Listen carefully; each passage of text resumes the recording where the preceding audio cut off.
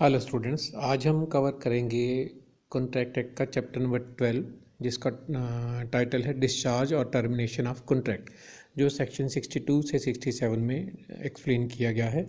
किसी भी कॉन्ट्रैक्ट को ख़त्म करने का जो सबसे अच्छा तरीका होता है कि उस कॉन्ट्रैक्ट को पूरा कर दिया जाए, उसे परफॉर्म कर दिया जाए। जो हमने चैप्टर 11 में डिस्कस किया परफॉर्मेंस ऑफ कॉन्ट्रैक्ट, वो सबसे सही तरीका है, सबसे जेन्युइन तरीका है जिसके थ्रू एक कॉन्ट्रैक्ट परफॉर्म हुआ समझा जाता है। यानी कि दोनों की दोनों पार्टी जब अपना अपना प्रॉमिस पूरा कर देती हैं, उसमें कुछ भी किया जाना बाकी नहीं रह जाता है, तो उस कॉन्ट्रैक्ट को हम परफॉर्मेंस ऑफ कॉन्ट्रैक्ट कहते हैं और उसके साथ ही वो डिस्चार्ज हुआ या टर्मिनेट हुआ भी माना जाता है। इसके अलावा भी बहुत सारे तरीके हैं जिनके थ्रू एक कॉन्ट्रैक्ट को टर्मिनेट किया जा सकता है, डिस्चार्ज किया जा सकता है। वो सारे के सारे जो मोड्स हैं, MODS मोड्स, उन्हें समाप्ति का ढंग कहा जाता है। वो इस चैप्टर में हम डिटेल में डिस्कस करेंगे। जो इस चैप्टर में हमारा मेन हेडिंग रहेगा वो है modes of discharge of contract, यानी कि अनुबंध की समाप्ति के ढंग। सबसे पहला तरीका जो इसमें आता है, इसमें कॉन्ट्रैक्ट के डिस्चार्ज का वो वही है जो भी हमने चैप्टर 11 में डिस्कस किया था, that is discharge by performance of contract. Performance of contract का मीनिंग हमने डिस्कस किया था, उसके तरीके हमने डिस्कस किए थे, उसकी टाइप्स में हमने कहा था कि वो एक्चुअल परफॉर्मेंस हो सकती है, अटेम्प्टेड परफॉर्मेंस हो सकती है। एक्चुअल परफॉर्मेंस का मतलब होता है कि एक कॉन्ट्रैक्ट में शामिल दो पार्टी जब अपना अपना प्रॉमिस पूरा कर देती हैं तो वो कॉन्ट्रैक्ट परफॉर्म हुआ समझा जाता है, वो कॉन्ट्रैक्ट कंप्लीट हुआ समझा जाता है।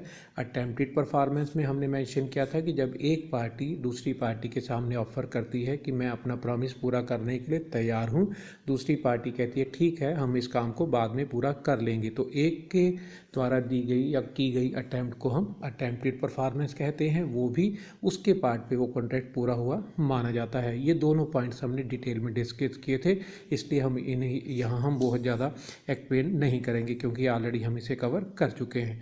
किसी भी कॉन्ट्रैक्ट को डिस्चार्ज करने का जो सेकेंड मेथड है वो होता है डिस्चार्ज बाय म्यूचुअल कंसेंट और agreement. Discharge by mutual consent और एग्रीमेंट को सेक्शन 62 में एक्सप्लेन किया गया है।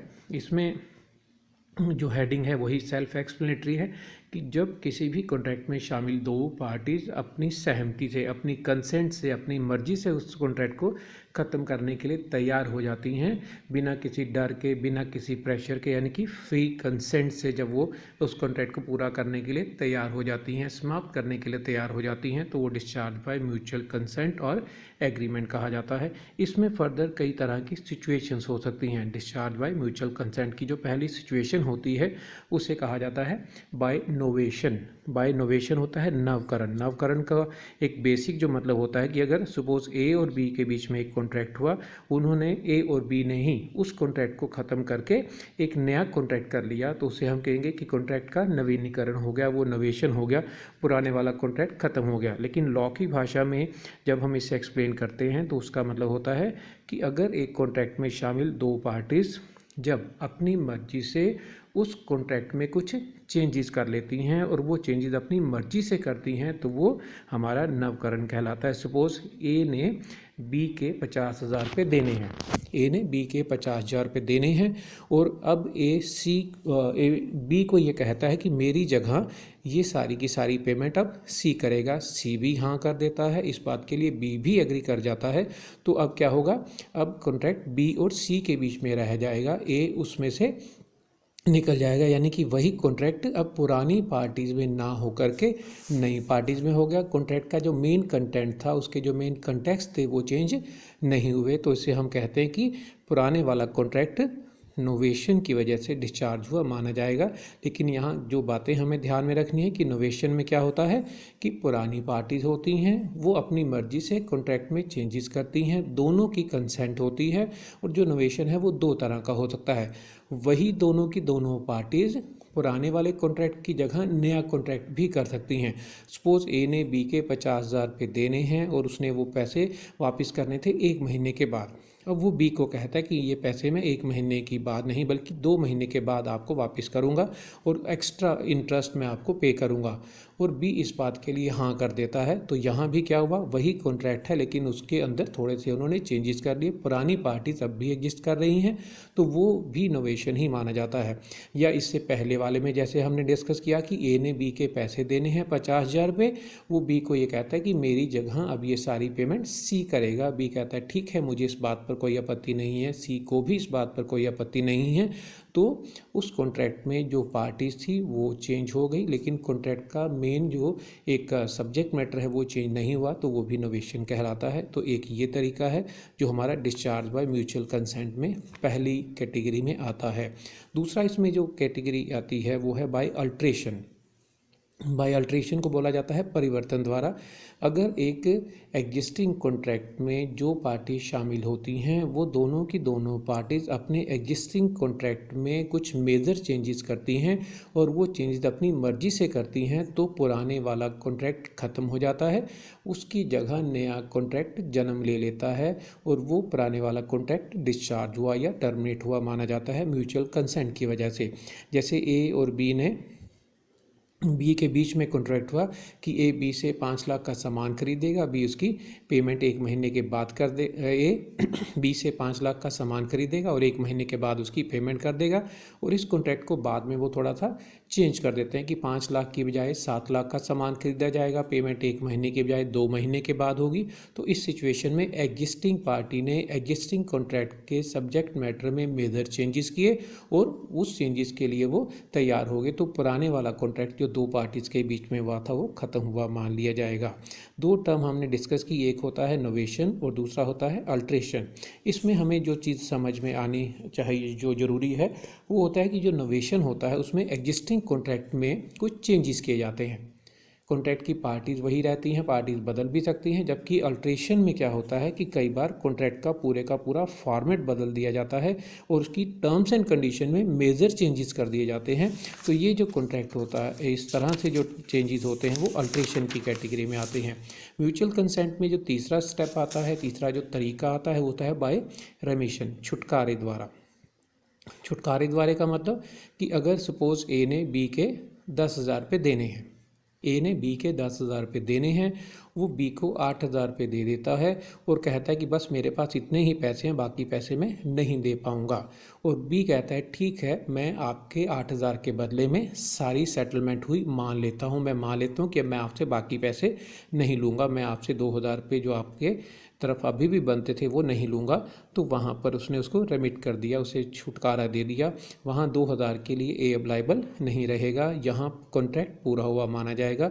इस तरह की सिचुएशन को हम एकॉर्ड एंड सेटिस्फैक्शन भी बोलते हैं कि पूरे कॉन्ट्रैक्ट को कम में स्वीकार कर लिया गया। 10,000 के बदले में 8,000 रुपये स्वीकार कर लिए गए, 2,000 को छोड़ दिया गया लेकिन अपनी मर्जी से। नेक्स्ट सिचुएशन होती है बाय वेवर। बाय वेवर होता है त्याग द्वारा।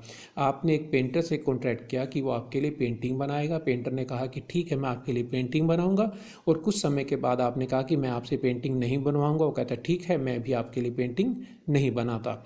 दोनों ने अपने अपने प्रॉमिसेस को क्विट कर लिया, छोड़ दिया, उस कॉन्ट्रैक्ट को त्याग कर दिया, तो वो भी कॉन्ट्रैक्ट मर्जी से ख़त्म हुआ मान लिया जाता है।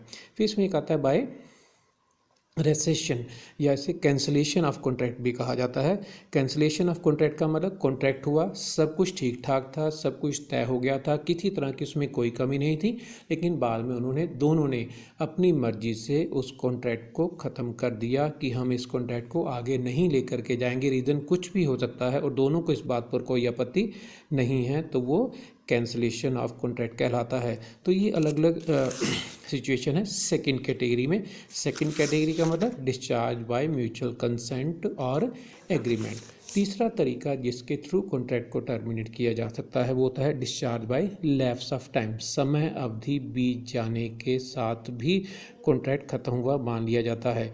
एक कॉन्ट्रैक्ट हुआ दो लोगों के बीच में 1 साल के लिए कि हम 1 साल मिल करके ये काम करेंगे, और जैसे ही 1 साल पूरा होगा हमारा ये काम हम आगे नहीं करेंगे। 1 साल बीत जाने पर, समय अवधि बीत जाने पर वो कॉन्ट्रैक्ट पूरा हुआ मान लिया जाएगा, अब उसमें वो आगे काम नहीं करेंगे। एक कॉन्ट्रैक्ट हुआ 6 महीने के लिए 2 लोग काम करेंगे, 6 महीने के बाद वो काम आगे नहीं करेंगे। जैसे ही वो समय अवधि पूरी हो जाती है, समय अवधि पूरी हो जाने के साथ ही वो कॉन्ट्रैक्ट पूरा हुआ मान लिया जाता है, समाप्त हो जाता है। उसमें अब कुछ भी किया जाना बाकी नहीं होता है। इसमें एक पॉइंट एक्सप्लेन किया गया है, वो है लिमिटेशन एक्ट 1940। लिमिटेशन एक्ट 1940 में ये कहा गया कि हर एक कॉन्ट्रैक्ट को पूरी करने की एक समय सीमा होती है, वो उसने समय में पूरा किया जाना चाहिए। अगर वो उतने समय में पूरा नहीं किया जाता है तो वो अपने आप ही ख़त्म हुआ मान लिया जाता है। उसमें फिर लीगल सिचुएशन होती है जो अलग से हम कहीं अगले चैप्टर्स में जाकर के डिस्कस करेंगे। नेक्स्ट जो तरीका है कॉन्ट्रैक्ट को ख़त्म करने का वो होता है discharge by operation of law. Discharge by operation of law का मतलब होता है कि जिस समय कॉन्ट्रैक्ट किया जाता है अगर वो पूरी तरह से वैलिड है, उसमें किसी तरह की कोई भी कमी नहीं है और उसमें सारे उसके वैलिड होने के गुण विद्यमान हैं, सारे फीचर्स उसमें एग्जिस्ट करते हैं, लेकिन बाद में किसी वजह से जब वो पूरा होना था वो किसी लीगल वजह से पूरा नहीं हो पाता है तो वो ख़त्म हुआ मान लिया जाता है। जैसे हम इसमें सिचुएशंस डिस्कस कर सकते हैं। पहली सिचुएशन है bye death of A part by death of A party. Bye death of A party का हम सिंपल सा एग्जांपल लेते हैं। ये वहाँ अप्लाई होता है जहाँ एक पर्सन दूसरे पर्सन के साथ कॉन्ट्रैक्ट कर रहा है, लेकिन उस पर्सन के साथ वो कॉन्ट्रैक्ट उस पर्सन के कैलिबर की वजह से, स्किल की वजह के कारण कर रहा है या नॉलेज की वजह से कर रहा है। एक पर्सन ने डॉक्टर के साथ कॉन्ट्रैक्ट किया कि एक डॉक्टर उसका ऑपरेशन करेगा, लेकिन जिस दिन ऑपरेशन होना था उससे पहले ही डॉक्टर की डेथ हो जाती है, तो वो कॉन्ट्रैक्ट अपने आप ही लॉ के एप्लीकेबल होने की वजह से ख़त्म हो जाएगा, क्योंकि वो ऑपरेशन डॉक्टर ने करना था। उसकी जगह वो ऑपरेशन उस डॉक्टर का जो वैधानिक उत्तराधिकारी है, जो लीगल रिप्रेजेंटेटिव है, वो नहीं कर सकता, क्योंकि यहाँ मामला पर्सनल स्किल का था, नॉलेज का था, उसके कैलिबर का था। दूसरा हो सकता है बाय इंसॉल्वेंसी। बाय इंसॉल्वेंसी आप जानते हैं कि अगर एक पर्सन को दिवालिया घोषित कर दिया जाता है तो उस केस में उसने जितने भी लोगों के पैसे देने होते हैं वो पैसे देने की सिचुएशन में नहीं रह जाता, तो वहाँ उसके साथ उन लोगों के जितने भी कॉन्ट्रैक्ट हैं इंसॉल्वेंसी एक्ट के अंदर आने की वजह से वो अपने आप ख़त्म हो जाते हैं। उसकी लायबिलिटी वो अब रीपे नहीं करेगा और उन लोगों को जिनके वो पैसे नहीं दे रहा है इनके ऊपर केस करने का अधिकार भी उन लोगों को नहीं मिलेगा। ऑफ कोर्स ये ज़रूर होता है कि इंसॉल्वेंट पर्सन की प्रॉपर्टी बेच दी जाती हैं अगर होती हैं तो, और उसके जितने भी लायबिलिटीज़ होती हैं उनको प्रोपोर्शनेटली इंसॉल्वेंसी एक्ट के रूल के हिसाब से वापस किया जाता है। लेकिन नॉर्मल सर्कमस्टांसिस में अगर उसके पास कोई प्रॉपर्टी नहीं है तो जिन लोगों के साथ उसकी देनदारियां थी वो कॉन्ट्रैक्ट बाय डिफ़ॉल्ट ही ख़त्म हो जाएंगे। फिर होता है बाय मर्जर। बाय मर्जर का मतलब विलय द्वारा एक का दूसरे में मिल जाना। उसका एक सिंपल सा एग्जांपल होता है, सपोज़ एक पर्सन एक मकान में किराए पर रहता है तो उसका किराएदार के रूप में मकान मालिक के साथ कॉन्ट्रैक्ट होगा, लेकिन अगर वही किराएदार उस मकान को खरीद लेता है, वो उसका मालिक बन जाता है, तो अब वो किराएदार नहीं रहेगा। तो उसका मतलब क्या होगा कि एक छोटा कॉन्ट्रैक्ट अगर एक बड़े कॉन्ट्रैक्ट में मर्ज हो जाता है तो उस केस में छोटा कॉन्ट्रैक्ट अपने आप ही ख़त्म हुआ मान लिया जाता है। इसका एक और एग्जांपल हम ले सकते हैं कि एक पर्सन एक जगह पर टेम्परेरी जॉब करता है तो उसका एम्प्लॉयर के साथ टेम्परेरी वाला एक एम्प्लॉय का कॉन्ट्रैक्ट होता है, लेकिन अगर उसकी वहीं पर परमानेंट जॉब लग जाती है तो टेम्परेरी जॉब वाला कॉन्ट्रैक्ट बाय डिफ़ॉल्ट ख़त्म हुआ मान लिया जाएगा। फिर इसमें एक सिचुएशन आती है बाय अनऑथराइज्ड अल्ट्रेशन। अगर कॉन्ट्रैक्ट में शामिल होने वाली दोनों पार्टीज़ में से एक पार्टी दूसरी पार्टी को बताए बिना कॉन्ट्रैक्ट की टर्म्स एंड कंडीशन में मेजर चेंजेस कर लेती है, दूसरी पार्टी का बहुत ज़्यादा नुकसान हो जाता है, तो दूसरी पार्टी उस कॉन्ट्रैक्ट को ख़त्म कर सकती है, वो उस कॉन्ट्रैक्ट को पूरा करने से मना कर सकती है। फिर इसके बाद कॉन्ट्रैक्ट को ख़त्म करने की जो नेक्स्ट एक तरीका है, नेक्स्ट जो विधि है वो होता है discharge by breach. Discharge by breach of contract, अनुबंध खंडन द्वारा समाप्ति। एक पूरे का पूरा चैप्टर है जो हम आगे डिस्कस करेंगे, चैप्टर नंबर 14, वो है ब्रीच ऑफ कॉन्ट्रैक्ट। कि ब्रीच ऑफ कॉन्ट्रैक्ट क्या होता है, उसका मतलब क्या होता है, उसके कॉन्सिक्वेंसेस क्या होते हैं, उसमें जो एग्रीड पार्टी का क्या मतलब होता है, डिफ़ॉल्टर पार्टी का क्या मतलब होता है, वहाँ हम इस पॉइंट को पूरा डिटेल में डिस्कस करेंगे एज ए चैप्टर। यहाँ हम सिर्फ उसकी एक ब्रीफिंग कर लेते हैं। Discharge by breach of contract का मतलब क्या है, उससे पहले हमें समझना पड़ेगा कि ब्रीच ऑफ कॉन्ट्रैक्ट का मतलब क्या होता है। ए और बी के बीच में कॉन्ट्रैक्ट हुआ, ड्यू डेट पर बी ने जो पैसे ड्यू डेट पर बी उस कॉन्ट्रैक्ट को पूरा करने से मना कर देता है, तो हम कहेंगे कि बी यहाँ पर ब्रीच ऑफ कॉन्ट्रैक्ट कर रहा है, उसे ऐसा नहीं करना चाहिए था। बी डिफ़ॉल्टर हो गया, ए एग्रीड पार्टी हो गया। बी ने अपनी रिस्पॉन्सिबिलिटी पूरी नहीं की तो ए को भी अब अपनी रिस्पॉन्सिबिलिटी पूरी करने की ज़रूरत नहीं रहेगी। जब कॉन्ट्रैक्ट पूरा होना है, अगर उस सिचुएशन में दोनों में से कोई भी पार्टी अगर अपने प्रॉमिस को पूरा करने से मना कर देती है तो वो सिचुएशन ब्रीच ऑफ कॉन्ट्रैक्ट की कहलाती है। ब्रीच ऑफ कॉन्ट्रैक्ट में जो पर्सन गलती करता है वो डिफ़ॉल्टर कहलाता है, दूसरी पार्टी जो है वो एक एग्रीड पार्टी पीड़ित पक्षकार कहलाती है। ऑफ कोर्स ऐसी सिचुएशन में एग्रीड पार्टी को, पीड़ित पक्षकार को डिफ़ॉल्टर के अगेंस्ट बहुत सारे अधिकार मिल जाते हैं, जो हम उस चैप्टर में जाकर के डिस्कस करेंगे। ब्रीच ऑफ कॉन्ट्रैक्ट दो तरह का होता है, एक कहलाता है एक्चुअल ब्रीच ऑफ कॉन्ट्रैक्ट और दूसरा होता है anticipatory breach of contract. Actual breach of contract का मतलब होता है ए ने बी के साथ कॉन्ट्रैक्ट किया कि वो उससे 1 जनवरी को कॉन्ट्रैक्ट किया कि 10 जनवरी को वो उसे 10 लाख का माल खरीदेगा। 10 जनवरी को उससे वो 20 लाख का माल खरीदेगा और बी ने 10 जनवरी को ये कहा कि मैं ये आपको माल नहीं दूंगा। तो यहाँ पर क्या हुआ कि बी ने जो सामान देना था, जो प्रॉमिस पूरा करना था, वो प्रॉमिस पूरा नहीं हुआ। अब ये कॉन्ट्रैक्ट की situation actual breach of contract की है।